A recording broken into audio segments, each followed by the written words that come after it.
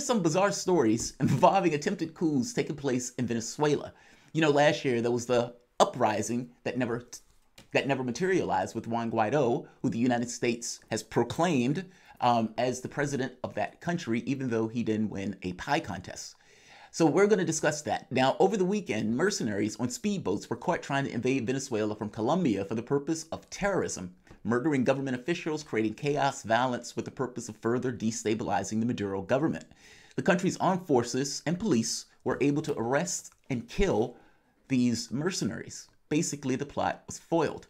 Another bizarre story, this kind of Bay of Pigs-esque type coup attempt using 300 heavily armed volunteers to sneak into Venezuela, raid military bases, create chaos, foment a rebellion against the Maduro government, that also failed.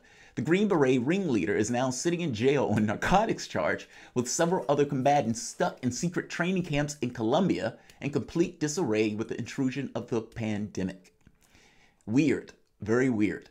To discuss these bizarre coup attempts, we're joined by Sputnik News analyst Walter Smolarek. Walter, welcome to the show. How are you? Walter, are you there with me? Okay, well, Walter might not be there. So. Doing well. Oh, there you are. Good. So, Walter, you're an expert to some degree on Venezuela. Now, before going into the occurrences over the weekend, I do want to get into how Venezuela has been handling the COVID-19 pandemic. So what has that government done in order to deal with the intrusion of this virus? Yeah, I mean, Venezuela has taken some of the most proactive measures in the Western Hemisphere, really. There is not only a very, strictly enforced lockdown procedure, social distancing is taken very seriously. It also has the highest rate per capita of testing for coronavirus in Latin America, and I believe higher than in the United States as well. So it's sort of in that category of countries that took, effective, preemptive measures, before actually the first case of coronavirus was detected in the country, and have been able to prevent it from becoming the scale of the crisis it is, in the United States, for instance, where there are, tens of thousands of people dying in large parts of Europe. But of course, this has also hit the economy very hard. And so there's been a lot of efforts also to provide provisions for people who, are unable to work, must remain inside to prevent the spread of this pandemic. And this is under sanctions, by the way, meaning it's made that much more difficult to do in order to maintain their society because they're, again, under U.S. sanctions. I'm curious, how has the population regarded the government's attempts to handle this? Like in the United States, we have people protesting to get back to work. The U.S. gave $1,200 and pretty much left people to starve and have their starvation and their needs force them into positions of needing to get back to a job despite the health risk. How has the people in Venezuela dealt with, I would imagine, shutting down governments and social distancing policies? How do they look at the government's response? That's what I'm asking. Yeah, well, I mean, that's an important point because I think that there haven't been, the types of protests that we've seen in the United States, certainly not armed protests like we've seen in the United States. I think that, the point you raised about this being done, all under the conditions of an intense, strict U.S. sanctions regime has a lot to do with the answer to that. Because people in Venezuela, systems already exist in Venezuela to distribute goods directly to people for free or no cost. For instance, there's a program called the CLAPS, the Local Committees for Supply and Production. And basically what the CLAPS do is provide a basket of basic household essentials and food to Venezuelans on a regular basis. And the CLAPS have been around since, I think, 2017. Primarily a way to circumvent hyperinflation, a consequence of the sanctions regime and other economic warfare measures imposed on the country. And so that type of infrastructure kind of already exists. Fascinating. So let's get into the geopolitics. Now, I've argued that international law doesn't exist, meaning if the larger countries are not subject to international law, then it's not a law. It's just something that they use to attack other countries that are not strong enough to buck whatever the stronger countries implement. Now, the invasions of Venezuela, not to mention the coup attempts, have, for the most part, just been allowed where other countries turn their heads on. Now, over the weekend, we had a speedboat or speedboats full of mercenaries trying to invade the country in order to foment a coup attempt. Can you explain what took place over the weekend and how this was foiled, or even anything else about it that I might have missed in my explanation? Sure. Well, I mean, it's certainly a bizarre series of events, and of course, more details will emerge. It's still pretty murky, but this is like what you said is absolutely the outlines of what we know. There was this amphibious assault on Venezuela, reportedly directed by this former U.S. Green Beret, Jordan Goodrow.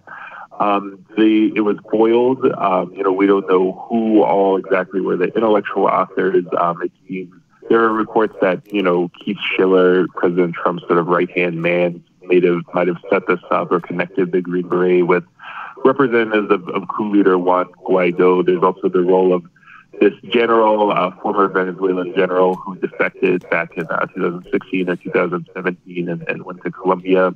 Very, very murky sort of Bay of Pigs style, plausible deniability attack, clearly directed by or from the United States, but probably relying on people who are themselves Venezuelan.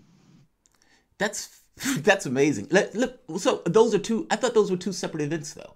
I thought the speedboats that occurred over the weekend that the military and that the police force were able to stop was different than the Green Beret that had jumped into, that he's locked up right now in prison for narcotics. You're saying those were the same those were the same events? Well, it wasn't necessarily the same event, but it seems to be the sort of same grouping that were plotting those attacks. So this is the general in Colombia, Alcala, who now accuses Juan Guaido of being behind it. There's sort of competing accusations as these plots unraveled, where each of the perpetrators tried to pass blame onto others. It seems like there's this sort of coup plotting cell. He's primarily out of Colombia. Colombia is governed by Ivan Duque, who's this extreme right-wing, politician who's purportedly has all sorts of connections with paramilitary death squads.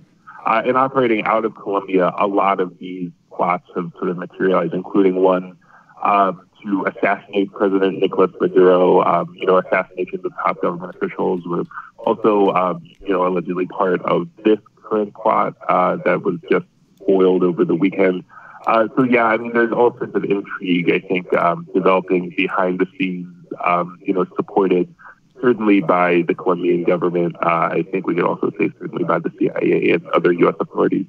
Walter, I'm always curious with these processes, because it's at the end of the day, it's like, what does the United States want from it? I mean, is it just basically to crush PDVSA and make sure Venezuela isn't able to sell oil? Is it the fact that the U.S. wants that oil, even though now the United States is the leading producer of oil in the world? Is it that they somehow love the Venezuelan people and they actually just want to better take care of them than what they think Maduro is doing? It just seems like all of the efforts that go into doing a coup like this, into fake news stories, into Green Beret assaults on random beaches, onto all this manufacturing of a crisis, I still just never get the end goal at the end of the day. Is it just pure chaos that the United States wants to implement, that they have some type of control over Venezuela, or is it more about the resources?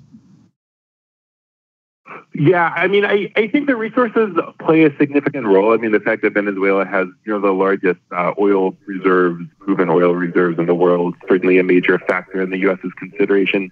But really, I think at the core of it is this fundamental battle over the direction that Latin America is going to go in. I mean, Venezuela was sort of a core component of this wave of progressive left-wing, very radical pro-socialist leaders that were elected in Latin America as a form of, mass rejection of neoliberalism imposed by the United States, by the IMF, the World Bank, starting with Hugo Chavez's election in 1998. And then followed by, people like Lula, the Kirchners in Argentina, and, continuing on to this day, Evo Morales was certainly part of that, Correa in Ecuador.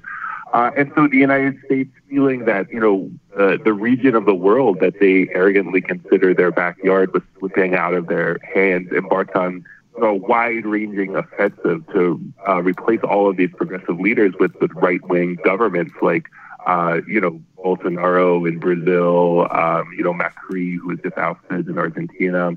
So the attacks on Venezuela, I think, come in the context of this sort of existential, continent-wide battle over, who's really going to run the place. How's that Bolsonaro decision working out there, Walter, in Brazil? Weird.